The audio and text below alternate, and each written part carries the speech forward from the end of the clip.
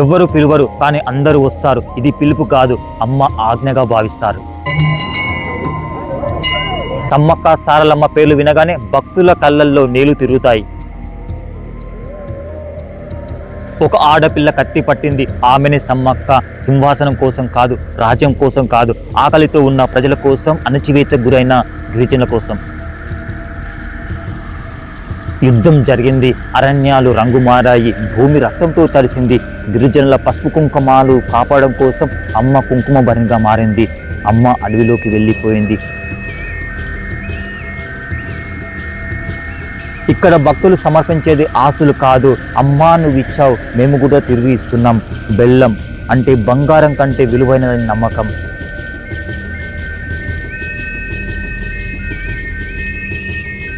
ఇక్కడ ఎవ్వరు విఐపీలు కాదు, ఎవ్వరు కూడా సామాన్యులు కాదు, అందరూ అమ్మ పిల్లలే.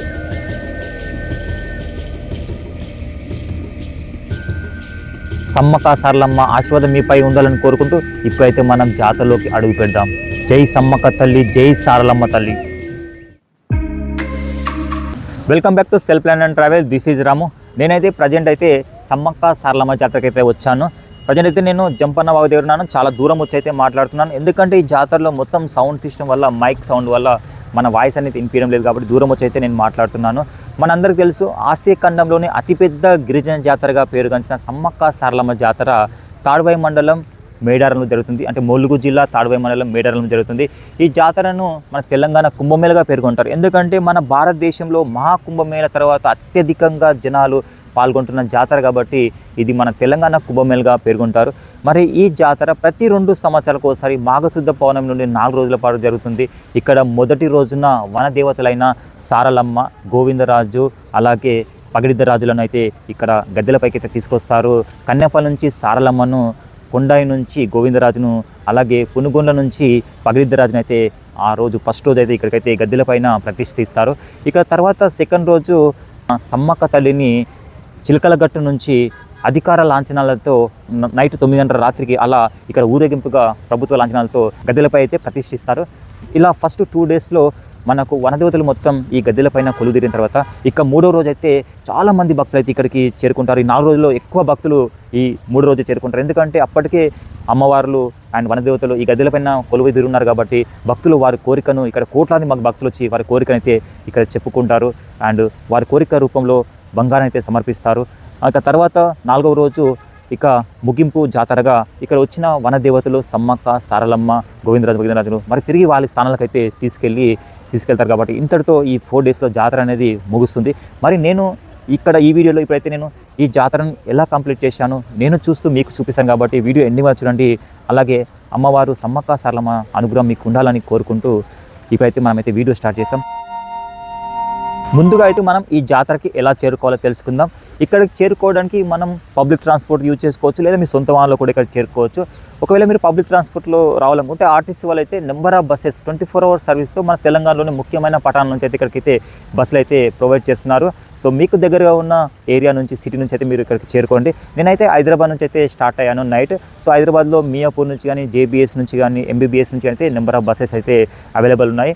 సో అక్కడ నుంచి నేనైతే రిజర్వ్ చేసుకొని ఆన్లైన్లో బస్ టికెట్ రిజర్వ్ చేసుకుని అయితే నేను వచ్చేసాను. అక్కడ నుంచి నేను 9:30కి స్టార్ట్ అయ్యాను బస్సు. ఇక్కడ వచ్చేవరకు అయితే మార్నింగ్ 3:30 అయింది.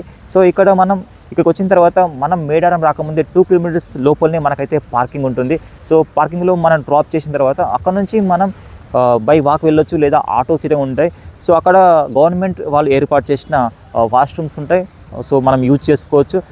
లేదా మనం అక్కడ నుంచి ఫస్ట్ అయితే మనం అమ్మవారిని దర్శించుకో ముందు గద్దెలపైకి వెళ్ళే ముందైతే మనం జంపన్న వాగులో స్నానం చేయాలి కాబట్టి, ఆ పవిత్ర నదిలో స్నానం చేయాలి కాబట్టి మనం అక్కడ నుంచి జంపన్న వాగుకి వెళ్ళడానికి 3 to 4 kilometers ఉంటుంది. చాలా నెంబర్ ఆఫ్ ఆటోస్ ఉంటాయి, మీరు ఆటోస్ యూజ్ చేసుకొని వెళ్ళొచ్చు. సో మీరు జంపన్న వాగు ఎంట్రీ అవుతుండే బ్రిడ్జ్ దగ్గర లెఫ్ట్ సైడ్ అయితే పెయిడ్ యూజ్ వాష్రూమ్స్ అయితే ఉంటాయి, అవి ఇట యూజ్ చేసుకోవచ్చు. మీరు ఒకవేళ గవర్నమెంట్ వాళ్ళు ఏర్పాటు చేసిన నచ్చకుంటే ఇక్కడ మీరు పే యూజ్ వాష్రూమ్స్ అయితే యూజ్ చేసుకోవచ్చు. అలాగే మీకు ఇక్కడ ఈ జంపన్న వాగుకు ఈ గట్టు పైన చాలా వాష్రూమ్స్ అయితే ఉంటాయి, గవర్నమెంట్ వాళ్ళు ఏర్పాటు చేసినాయి. అలాగే చూస్తున్నారు కదా, కిలోమీటర్ పొడవునా మనం స్నానం చేసుకోవడానికి అయితే చాలా ఏర్పాట్లు అయితే గవర్నమెంట్ వాళ్ళు అయితే ఏర్పాటు చేశారు. ఇక్కడ వాటర్ చల్లగా ఉన్నాయనుకున్నాను, కానీ చాలా మామూలుగానే ఉన్నాయి, ఈజీగా స్నానం చేయొచ్చు. ఒకవేళ మీకు వేడి నీళ్ళు కావాలనుకుంటే ఇక్కడ ఆపోజిట్లో షాప్ వాళ్ళు అయితే 50 రూపీస్కి అయితే మనకు ఒక బకెట్ వాటర్ అయితే ఇస్తున్నారు, యూజ్ చేసుకోవచ్చు. సో ఈ విధంగా మీరు ఈ జంపన్న వాగులో ఈ పవిత్ర నదిలో స్నానం చేసిన తర్వాత మనమైతే అమ్మవారిని దర్శించుకోవడానికి వెళ్తాము. సో ఫస్ట్ అయితే మనం అమ్మవారిని దర్శించుకునే ముందు అమ్మవారి చరిత్ర అయితే తెలుసుకుందాం. ఎందుకంటే సమ్మక్క సారలమ్మ చరిత్ర తెలుసుకుంటే మన గుండె కరిగిపోతుంది. చాలామంది భక్తులు అయితే ఇక్కడ జాతరకు వస్తారు, అందరూ వస్తున్నాను నేను వస్తున్నాను అనుకుంటారు, కానీ గుంపులో గోవిందలకు వస్తారు. కానీ నిజంగా అమ్మవారి చరిత్ర తెలుసుకొని వస్తే మీ గుండె కరిగిపోతుంది. నిజంగా మీరు చరిత్ర తెలుసుకొని జాతరకు వస్తే మీరు జాతరను నిజంగా చాలా హ్యాపీగా ఫీల్ కావచ్చు. కాబట్టి మనం ఒక అమ్మవారి చరిత్రను తెలుసుకున్న తర్వాత అయితే నేను మీకు ఈ జాతరని ఎలా కంప్లీట్ చేశాను, నేను చూసి మీకు చూపిస్తాను. కాబట్టి వీడియో ఎండింగ్ వరకు చూడండి. అమ్మవారి అనుగ్రహం మీకు కలగాలని కోరుకుంటున్నాను. ఫస్ట్ అయితే అమ్మవారి చరిత్ర అయితే తెలుసుకుందాం. 13వ శతాబ్దంలో గిరిజన రాజు మేడరాజు ఉండేవారు. అతనికి పిల్లలు లేరు. చాలాసార్లు అమ్మవారిని కొండ తల్లిని పూజించేవాడు పిల్లలు ఇవ్వాలని. సో అనుకోకుండా ఒకరోజు అడవికి వెళ్తే అక్కడ దివ్య తేజస్సుతో ఒక పసిపిల్ల సింహాలు పుల్ల మధ్య ఒక తేజస్సుతో కనపడింది. అప్పుడే మేడరాజు ఆ పిల్లను ఎత్తుకొని తన ఇంటికి తీసుకెళ్ళి సమ్మక్క అని పేరు పెట్టడం జరిగింది. పెరిగి పెద్ద అయిన తర్వాత అక్కడ ఉన్న గిరిజనులకు ఏ అపాయం వచ్చినా, ఎలాంటి ఆపద వచ్చినా అవన్నీ కూడా తీరుస్తూ, ఎలాంటి అనారోగ్య పరిస్థితిలో ఉన్న అమ్మవారు సో వాళ్ళకైతే వాళ్ళ అమ్మవారి చేతి స్పర్శతో వాళ్ళకి తగ్గిపోయేది. అలా అక్కడ ఉన్న గిరిజనులను అమ్మవారు ఎలాంటి అపాయం కష్టాలు కలగకుండా చూసుకునేవారు. తర్వాత మేడరాజు తన మేనలుడైన పగిడిద్ద రాజుకు ఇచ్చి వివాహం అయితే జరిపిస్తారు. సో తర్వాత అమ్మవారికి 3 పిల్లలు అయితే పుట్టడం జరుగుతుంది. సారలమ్మ, జంపన్న, అలాగే నాగులమ్మ. సో తర్వాత మనకు తెలుసు సారలమ్మ గోవిందరాజు వివాహం కూడా జరుగుతుంది. ఇలా మన గిరిజనులు అమ్మవారి ఆశీస్సుతో చాలా సంతోషంగా ఉన్న సమయంలో అప్పట్లో కాకతీయుల రాజు అయిన ప్రతాపరుద్రుడు సో అక్కడ పరిపాలించేవాడు. ఆ సమయంలో మేడరాజు సామంతరాజుగా ఉన్నప్పుడు ఈ మేడారంలో కరువు, అంటే ఇక్కడ ఈ గిరిజనుల ప్రాంతంలో కరువు రావడం వల్ల, పన్ను కట్టలేకపోవడం వల్ల సో ప్రతాపరుద్రుడు కోపానికి గురై ఇక్కడ యుద్ధాన్ని అయితే ప్రకటిస్తాడు. ఆ యుద్ధంలో మేడరాజు బలహీనపడి తన అల్లుడైన పగిడితరాజు దగ్గరికి వస్తాడు. సో అక్కడ తలదాచుకుంటాడు. అప్పుడు ప్రతాపరుద్రుడు ఇంకా కోపగించుకొని మళ్ళీ యుద్ధాన్ని అయితే ప్రకటిస్తారు. ఆ యుద్ధం జరుగుతున్నప్పుడు, ఆ సేనలు వస్తున్నప్పుడు మొదటగా అయితే కన్నెపల్లి దగ్గర సారలమ్మ గోవిందరాజు అయితే యుద్ధం చేస్తారు. ఆ యుద్ధంలో వీర మరణం పొందుతారు. తర్వాత ఇంకా కొద్దిగా ముందుకు వస్తే సంపంగ వాగు ఉంటుంది. ఈ సంపంగ వాగు దగ్గర జంపన్న వీర యోధులాగా యుద్ధం చేస్తాడు. ఇక చివరగా ఏమి చేయలేక సో పోరాడి ఆ గిరిజనుల కోసం ఎంతో పోరాడతాడు. తర్వాత అక్కడ ఈ కాకతీయుల చేతిలో మరణించే బదులు సంపెంగ వాగులో దూకి అతనైతే ఆత్మార్పణ చేసుకుంటాడు. కాబట్టి అప్పటి నుంచి ఈ సంపెంగ వాగుని జంపన్న వాగుగా పిలవడం జరుగుతుంది. ఇక తర్వాత సమ్మక్క తన ఫ్యామిలీ వాళ్ళందరూ చనిపోయారు తెలిసి ఎంత ఉగ్ర రూపంలో అందరిని చీల్చి చెండాడుతుంది ఎవరిని, ప్రతాపరుద్ర సైన్యాన్ని.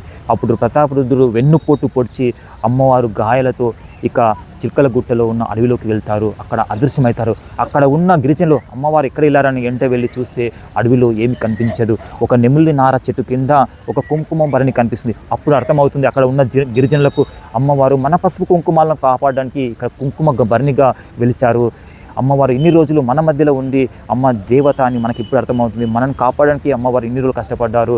ఇప్పుడు కూడా అమ్మవారు మనం కాపాడడానికి ఇలా అదృశ్యమయ్యారు అని అప్పుడు ఆ రోజు తెలుసుకున్నారు అమ్మవారు నిజమైన దేవత అని.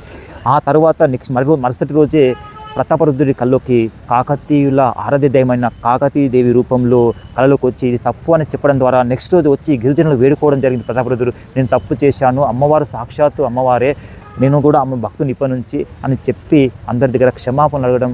సో అప్పుడు అర్థమవుతుంది ప్రజలకు మన అమ్మ మన కష్టాలు తీర్చడానికే ఒక కుటుంబంగా ఇక్కడైతే జన్మించారు. ఆ కుటుంబమే మనకు ఎలాంటి కష్టాలు రాకుండా, ప్రజలకు గిరిజన కష్టాలు రాకుండా ఇక్కడ చూసుకున్నారు. కాబట్టి సో అందుకే వాళ్ళు నిజమైన దేవతలుగా, మన దేవతలుగా పూజించబడుతున్నారు. అప్పటి నుంచి ఇక్కడ ప్రతి 2 సంవత్సరాలకు ఒకసారి ఇక్కడ పెద్ద చూస్తున్నారు కదా ఇంత పెద్ద జాతర జరుగుతుందో. సో మరి ఎంత అద్భుతంగా ఉంది కదా చరిత్ర. సో మరి ఇప్పుడైతే నేను ఈ జాతరను ఎలా కంప్లీట్ చేశాను నేను చూస్తూ మీకు చూపిస్తాను. కాబట్టి సో వీడియో ఎండింగ్ వరకు చూడండి. ఆ అమ్మవారి అనుగ్రహం మీకు కూడా ఉండాలని కోరుకుంటున్నాను. Let's go.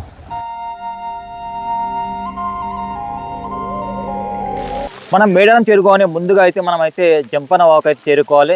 ఇక్కడ జంపన్న వాగులో ఈ పవిత్ర వాగులో స్నానం చేసిన తర్వాతే మనం గద్దెల దగ్గరికి వెళ్ళి అమ్మవారిని అయితే దర్శనం చేసుకుంటున్నారు. ఇక్కడ చూడండి మనమైతే ఆల్రెడీ స్నానం అయిపోయింది, ఫ్రెష్ అప్ అయిపోయాం. ఇక్కడ ఒకేసారి 1,00,000 పైన భక్తులు వచ్చిన ఇక్కడైతే స్నానాలు ఏర్పాటు చేసుకోవడానికి అయితే ఘాట్లు అయితే ఏర్పాటు చేశారు. ఈ వాగుకు అటువైపు ఇటువైపు అయితే కిలోమీటర్ పొడవునా ఇలాంటి స్నానం ఘాట్లు అయితే ఏర్పాటు చేశారు. చూశారు కదా. సో ఎర్లీ మార్నింగ్ ఇప్పుడు ఎర్లీ మార్నింగ్ 4-5 అవుతుంది కాబట్టి భక్తులు అయితే కొద్దిగా తక్కువగా ఉన్నారు. ఇంకా టైం అయితే చాలా భక్తులు అయితే ఎక్కువ పెరిగే అవకాశం ఉంది. అండ్ మీకు ఇక్కడ ఈ మొత్తం ఈ ఘాట్ వెంబడి అండ్ లేడీస్ వాళ్ళు డ్రెస్సెస్ చేంజ్ చేసుకోవడానికి కూడా మనకైతే చాలా ఏర్పాట్లు అయితే ఇక్కడ ఏర్పాటు చేశారు. అండ్ ఇక్కడ అమ్మవారికి తల వెంట్రుకలు సమర్పించుకోవాలనుకుంటే సో ఇక్కడ ఈ గట్టుకు అక్కడ ఉంది కదా, అక్కడ అయితే కళ్యాణ గట్ట అయితే ఉంది, అక్కడికి వెళ్ళి మనం అయితే తల వెంట్రుకలు అయితే సమర్పించుకోవచ్చు. మనం ఇక్కడ ఫ్రెష్ అప్ అయిన తర్వాత ఇప్పుడైతే మనమైతే ఈ బ్రిడ్జ్ పై నుంచి అయితే మనమైతే ముందుకు వెళ్ళి అమ్మవారిని అయితే దర్శనం చేసుకుందాం. మీరు కూడా సమ్మక్క సారక్క జాతరకు వస్తున్నారా? అయితే ఎర్లీ మార్నింగ్ రండి. ఎర్లీ మార్నింగ్ వస్తే మీకు ఇక్కడ ఎలాంటి రద్దీ లేకుండా ఈజీగా అయితే మీరు ఇక్కడ ఫ్రెష్ అప్ అయి దర్శనానికి వెళ్ళొచ్చు. అండ్ దర్శనం కూడా చాలా తొందరగా అయిపోతుంది. ఒకవేళ మీరు లేట్ వస్తే ఏమవుతుందంటే భక్తుల సంఖ్య ఎక్కువ అయిపోతుంది అండ్ మీకు క్రౌడ్ ఎక్కువ ఉండడం వల్ల సో కొద్దిగా కష్టపడాల్సిన అవసరం వస్తుంది. కాబట్టి మీరు ఎర్లీ మార్నింగ్ రావడానికి ట్రై చేయండి. సో ఇలా ఈజీగా అయితే మనం ఫ్రెష్ అప్ అయి అమ్మవారి దగ్గరికి అయితే వెళ్ళొచ్చు. ఇక్కడ చూస్తున్నారు కదా, ఎప్పటికప్పుడు ఇక్కడైతే క్లీనింగ్ అయితే చేస్తున్నారు. వాటర్ బాటిల్ కానీ సోప్ కవర్స్ కానీ అలాంటివన్నీ ఇక్కడైతే క్లీన్ చేస్తున్నారు. సో ఇక్కడ భక్తులకు ఎలాంటి కష్టం కాకుండా వీళ్ళైతే చూసుకుంటున్నారు. సో చూడవచ్చు ఇక్కడ మనం ముందుకెళ్తే అక్కడ గద్దెల పైన గోవిందరాజు అలాగే పగడిదరాజు సమ్మక్క సారలమ్మ చూస్తాం. బట్ ఇక్కడ ఈ జంపన్న వాగు పక్కన ఇక్కడ జంపన్న గద్దె కూడా ఇక్కడైతే ఏర్పాటు చేశారు. సో మీరు ఇక్కడ స్నానం చేసి ఇక్కడ జంపన్న గద్దె దగ్గర ఉన్న ఇక్కడ జంపన్న కూడా మీరు ఇక్కడ దర్శనం చేసుకొని మనమైతే మెయిన్గా సమ్మక్క సారక్కల దగ్గరికి అయితే మనం ఇక్కడ నుంచి అయితే వెళ్ళొచ్చు. టైం అవుతున్న కొద్దీ చాలా మంది భక్తులు అయితే ఇక గద్దెల వైపు అయితే ప్రయాణం స్టార్ట్ చేస్తున్నారు. కోట్ల మంది ప్రయాణం అన్నమాట. ఎందుకంటే ఇక్కడ అమ్మవారు అంత శక్తివంతమైన అమ్మవారు. ఎందుకంటే అంత శక్తివంతమైన అమ్మవారు కాబట్టి అంతమందిని ఇక్కడికి పిలిపించుకుంటున్నారు. ఎందుకంటే భక్తులు ఉట్టిన గుడ్డి వాళ్ళు అయితే కారు కదా, అమ్మ ఇంత శక్తివంతమైందని తెలుసుకున్నారు కాబట్టి ఇక్కడికి అంతమంది జనాభా అయితే వస్తున్నారు. చాలామంది భక్తులు వాళ్ళు మొక్కులు కోరుకోవడానికి అండ్ కోరుకున్న మొక్కులు తీరినాయని సో ఇలా అమ్మవారిని దర్శించుకోమని చాలామంది భక్తులు అయితే ఇక్కడికైతే వస్తున్నారు. నిలువెత్తు బంగారం కూడా ఇక్కడ సమర్పిస్తున్నారు. ఒక్కొక్కరు అయితే తలపైన పెట్టుకొని మొత్తం ఇక్కడ నుంచి అయితే అక్కడ గద్దెల వైపు అయితే ప్రయాణం స్టార్ట్ చేస్తున్నారు. సో ఇక్కడ మనం ఇక్కడ వెళ్తుంటే మొత్తం ఆ రోడ్డుకు అటువైపు ఇటువైపు అమ్మవారికి సమర్పించే మనం బంగారం అంటే బెల్లం కానీ సో ఇక్కడ చూడండి మనం వెంట సో ఇలా బంగారం అంటే బెల్లాన్ని తలపైన పెట్టుకొని గద్దెల వైపు అయితే ప్రయాణం స్టార్ట్ చేస్తున్నారు. సో అమ్మవారికి చీరలు కానీ గాజులు కానీ అలంకరణ ఏవైనా సరే అమ్మవారికి సమర్పిస్తారు. కొబ్బరికాయలు కూడా అలా అక్కడ గద్దెల పైన వేయడం అండ్ బెల్లం ఇవన్నీ కూడా ఇక్కడ సమర్పిస్తారు. సో మనం కూడా ముందుకెళ్ళి ఇంకా గద్దెల వైపు వెళ్ళి సో అక్కడ ఉన్న ఆ పండుగ వాతావరణం అనేది మనం చూద్దాం. ఇక్కడ గద్దెల వైపు వెళ్తుంటే ఇక్కడ ఒక బ్రదర్ అయితే ఇక్కడ అమ్మవారికి పూజ సామాగ్రి అమ్మడానికి అయితే ఇక్కడ ఉన్నాడు. సో మనం బ్రదర్ని అడిగి తెలుసుకుందాం అమ్మవారికి ఎలాంటి పూజ సామాగ్రి సమర్పిస్తారో తెలుసుకుందాం. బ్రదర్ చెప్పండి, అమ్మవారికి ఎలాంటి పూజ సామాగ్రి సమర్పిస్తారు ఇక్కడ? అమ్మవారికి జత కొబ్బరికాయలు, జత బంగారం, పూలు, గాజులు, చీర జాకెట్లు అన్ని సమర్పిస్తారు. అంటే అమ్మవారు అలంకరణకి ఏమేమి అవసరమో అన్ని కూడా సమర్పిస్తారు.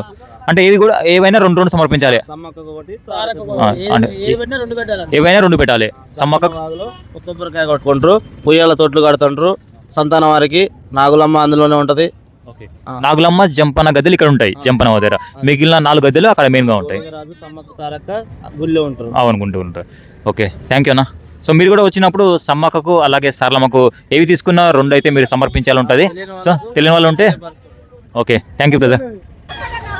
Hi hi. సో జాతర మొత్తం చేసేది వీలేనంట. సో వీళ్ళైతే ఊరేంపుగా ఇలా వస్తున్నారు.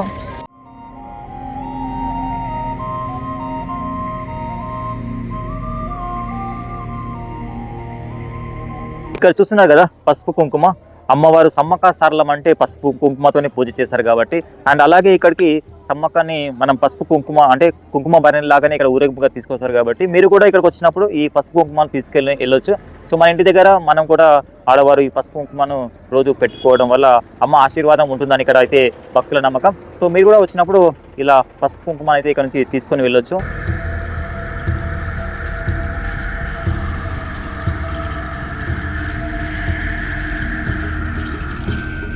ఇక్కడ గద్దెల వైపు ముందుకు వస్తే ఇక్కడ మెయిన్ సర్కిల్ అయితే ఇక్కడ మొత్తం అడవికి అలాగే గిరిజనకు సంబంధించిన వాటి అయితే మెయిన్ అట్రాక్ట్ గా ఇలా అయితే సెట్ చేశారు. సో ఇక్కడ హాయ్ బ్రదర్. సో మీరు ఎక్కడి నుంచి వచ్చారు? మేము మైబాద్ నుంచి వచ్చామండి. మైబాద్. ఇప్పుడు దర్శనంకి వెళ్తున్నారా? ఇప్పుడు వెళ్తున్నామండి. ఇప్పుడు వెళ్ళి దర్శనం చేసుకొని మళ్ళీ ఏమైనా ఉంటే వేసుకొని మళ్ళీ ఇంటికి పోవడం. ఇది ఫస్ట్ టైం రావడం? ఫస్ట్ టైం అండి. అంటే ఇప్పుడు రేవంత్ రెడ్డి సార్ మంచిగా చేశారంటేను చూద్దామని. ఇక్కడ సర్కిల్ కూడా చాలా బాగా అట్రాక్టివ్ గా డిజైన్ చేశారు. సో చూడొచ్చు మనం ఇక్కడ మొత్తం యానిమల్స్ అండ్ గిరిజనులతో ఇక్కడ అయితే సర్కిల్ అయితే చాలా అట్రాక్టివ్ గా ఉంది. చాలా మంది ఫోటోస్ వీడియోస్ అయితే దిగుతున్నారు. సో బాగుంది. ఇక్కడ చూడండి ఒక అన్న వాళ్ళు అయితే నిలువెత్తు బంగారాన్ని అయితే అమ్మవారికి సమర్పించడానికి ఇక్కడ తూకం అయితే చేస్తున్నారు. వాళ్ళ ఫ్యామిలీ వాళ్ళు మొత్తం అయితే ఇక్కడ సో అన్ని తీసుకెళ్ళి అమ్మవారికి అయితే సమర్పిస్తారు. సో ఈ విధంగా అయితే సో అమ్మవారికి చాలా మంది భక్తులు అయితే ఇలా నిలువెత్తు బంగారాన్ని అంటే బెల్లాన్ని అయితే అక్కడ అమ్మవారికి సమర్పిస్తారు. సో మనమైతే అక్కడ నుంచి వచ్చాము. సో జంపన్న వాగు నుంచి మనం ఇప్పుడు ఇక్కడ గది లోపలికి అయితే ఇక్కడ నుంచి ఎంట్రీ ఉంది. ఇక్కడ వెళ్ళి లోపలికి అయితే వెళ్దాం. ఇక్కడ చాలా మంది భక్తులు అయితే తక్కువ ఉన్నారు, ఎందుకంటే ఎర్లీ మార్నింగ్ కాబట్టి భక్తులు అయితే చాలా తక్కువ ఉన్నారు. సో మీరు కూడా వస్తే ఇట్లా ఎర్లీ మార్నింగ్ రండి, అమ్మవారిని ప్రశాంతంగా దర్శనం చేసుకోవచ్చు. మనం గద్దెలకి లోపలికి దర్శనానికి వెళ్తుంటే ఇక్కడ రైట్ సైడ్ లో అయితే మనం చూసుకోవచ్చు మన పాదరక్షలు అయితే ఇక్కడ వదలడానికి ప్లేస్ ఉంది. సో మీరు విధంగా లగేజ్ అయితే లోపలికి అలా ఉంది, బ్యాగ్ తీసుకుని వెళ్ళొచ్చు. సో ఓన్లీ పాదరక్షణ అయితే ఇక్కడ వదిలేసి మనం అయితే ఇప్పుడు లోపలికి వెళ్ళాలి.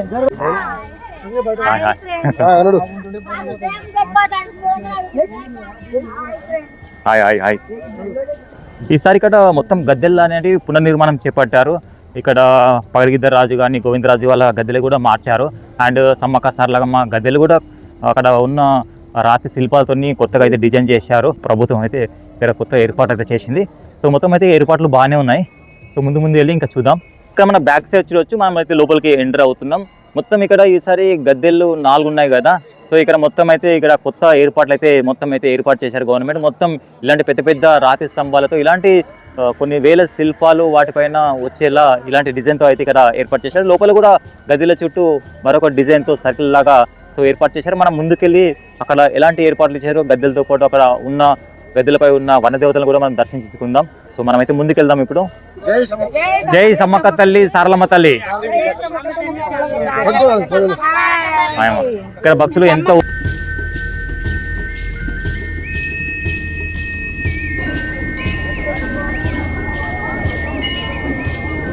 ఇదంతా కూడా కొబ్బరికాయలు కొట్టే స్థలం అనమాట. భక్తులు ఎంటర్ కాగానే మొత్తం ఫస్ట్ అయితే మనకు రైట్ సైడ్ లో కొబ్బరికాయలు కొట్టడానికి అయితే ఇక్కడ ప్లేస్ అయితే అరేంజ్ చేశారు. సో తర్వాత మనం ఇక లోపలికి అయితే ఎంటర్ అవుతాం. ఫస్ట్ అయితే మనకు సమ్మక్క తల్లి గద్దె అయితే వస్తుంది, అక్కడికైతే వెళ్దాం. చాలా మంది భక్తులు తలపైన బంగారం పెట్టుకుని వచ్చి ఇక్కడ అమ్మవారికి అయితే సమర్పిస్తున్నారు. సో ఇక్కడ ఎటు చూసిన భక్తుల్లో భక్తిపరం అయితే కనిపిస్తుంది. సో అమ్మవారికి ఇక్కడ మొక్కులు అయితే చెల్లిస్తున్నారు. చూసిన కదా ఫస్ట్ అయితే మనం సమ్మక్క తల్లి గద్దె దగ్గరికి అయితే వచ్చాము. సో చాలా పెద్దగా అయితే ఏర్పాటు చేశారు ఈసారి. చూడొచ్చు మనం ఇక్కడ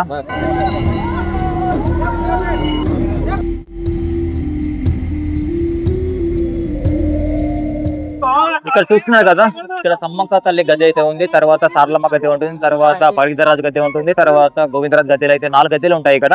సో ఫస్ట్ అయితే జాతర స్టార్ట్ అవ్వక ముందు ఒక రోజు ముందు అయితే ఇక్కడికి గోవిందరాజు గద్దె అలాగే పగిడిద్దరాజు వాళ్ళైతే ఇక్కడికి గద్దెలపై అయితే తీసుకొస్తారు. మరి జాతర మొదటి రోజు అయితే సారలమ్మను రాత్రి 9 గంటలకు ఊరేగింపుగా అయితే తీసుకొస్తారు. ఇంకా సెకండ్ రోజు వచ్చేసి ఇంకా తర్వాత సమ్మక్కనైతే ఇక్కడికి తీసుకొస్తారు. సో ఒకవేళ మీకు ఇలాంటి ఊరేగింపులు చూడాలనుకుంటే సో మీరు మొదటి రోజు సారలమ్మది, రెండో రోజు సమ్మక్కది రాత్రి 9 గంటలకైతే పెద్ద ఊరేగింపుగా అయితే తీసుకొస్తారు. కాబట్టి మీకు ఇంట్రెస్ట్ ఉంటే ఇక్కడ స్టే చేసి మీరు అమ్మవారు ఊరేగింపు అయితే ఇక్కడ చూడొచ్చు.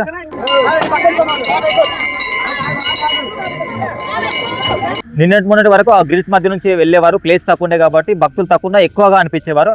ఈ రోజు మొత్తం బయట సైడ్ నుంచి పంపిస్తున్నారు కాబట్టి ఇక్కడ ప్లేస్ ఎక్కువ ఉంది కాబట్టి భక్తులు ఎక్కువ తక్కువ ఉన్నట్టు అనిపిస్తున్నారు. సో ఇక్కడైతే ఇలా ఉంది పరిస్థితి. అయితే ఇప్పుడు మొత్తం సమ్మక్క గద్దె, సారలమ్మ గద్దె దగ్గర అయితే భక్తులు అయితే వాళ్ళ మొక్కలు అయితే చెల్లిస్తున్నారు, బంగారాలు అయితే సమర్పిస్తున్నారు.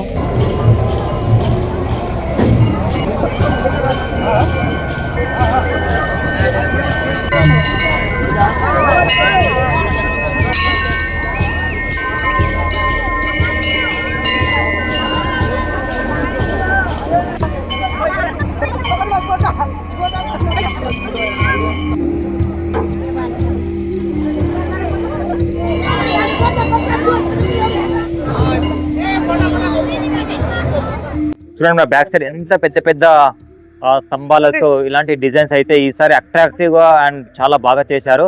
అండ్ గద్దెలు కూడా చాలా డిజైన్ గా అయితే ఈసారి అరేంజ్ చేశారు. సో ఈ విధంగా అయితే ఇప్పుడు జాతర స్టార్ట్ అవుతుంది కాబట్టి ఎవరు వచ్చినా సరే ఇప్పుడైతే ఆ లోపల నుంచి కాకుండా గ్రిల్స్ బయట నుంచి అయితే అలో చేస్తున్నారు. గ్రిల్స్ బయట చాలా గ్యాప్ ఉండడం వల్ల సో ఈజీ అయితే దర్శనం అయిపోతుంది. సో ఓన్లీ వివిఐపీలు మాత్రమే ఆ గ్రిల్స్ నుంచి అయితే అలో చేస్తున్నారు. సో మీరు ఈ 3-4 డేస్ ఈ జాతర అప్పుడు వచ్చినా సరే మనం కూడా మనం బయట నుంచి అయితే రావాల్సి వస్తుంది. ఒకవేళ వివిఐపీ అయితేనే లోపల నుంచి అలో చేస్తున్నారు కాబట్టి సో ఈ విధంగా అయితే ఉంది. ఇక్కడ అమ్మవారిని అయితే దర్శనం చేసుకున్నాము. సో మీరు కూడా ఇక్కడికి రాలేకుంటే ఈ వీడియో చూసి అమ్మవారిని అయితే దర్శనం చేసుకోండి. మీకు కూడా అమ్మవారి అనుగ్రహం ఉండాలని కోరుకుంటున్నాను. సో ఒకవేళ వీడియో నచ్చితే లైక్ చేయండి, అలాగే మీ ఫ్యామిలీ అండ్ ఫ్రెండ్స్కి వీడియో షేర్ చేసి వారిని కూడా చూడమని చెప్పండి. ఎందుకంటే చాలా మందికి ఇక్కడ రావాలంటుంది, ఒకవేళ వీలు కాక రాలేరు. సో ఈ వీడియో చూసినా వాళ్ళు కూడా జాతర వచ్చామనే ఫీల్ ఉంటుంది, అలాగే అమ్మవారిని చూసామనే ఫీల్ ఉంటుంది కాబట్టి సో ఈ విధంగా అయితే ఉంది ఇక్కడ ప్రజెంట్ అయితే. ఇప్పుడు మనం నెక్స్ట్ ఇక్కడ నుంచి వెళ్ళి సో అమ్మవారు అదృశ్యమైన చిలకలగుట్ట దగ్గరికి వెళ్ళి అక్కడ చిలకలగుట్ట చూడడానికి ప్రయత్నం. సో లోపల 4 గద్దెల పైన ఉన్న వనదేవతను దర్శించుకొని మనం బయటకు అయితే వచ్చాం. సో బయటకు వచ్చినాక ఇప్పుడు మనం అక్కడ చిలకలగుట్ట సైడ్ అయితే వెళ్ళడానికి ట్రై చేద్దాం. అక్కడ వెళ్ళి అక్కడ ఉన్న అడవిని దూరం నుంచి అయితే చూద్దాం.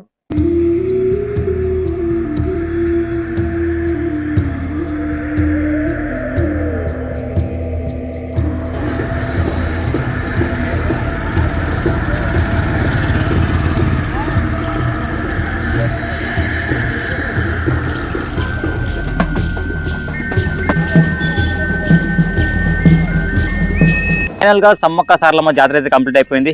వీడియో నచ్చింది అనుకుంటున్నాను. వీడియో నచ్చితే లైక్ చేయండి, అలాగే జై సమ్మక్క తల్లి సారలమ్మ తల్లి అని కామెంట్ చేయండి. Thank you for watching.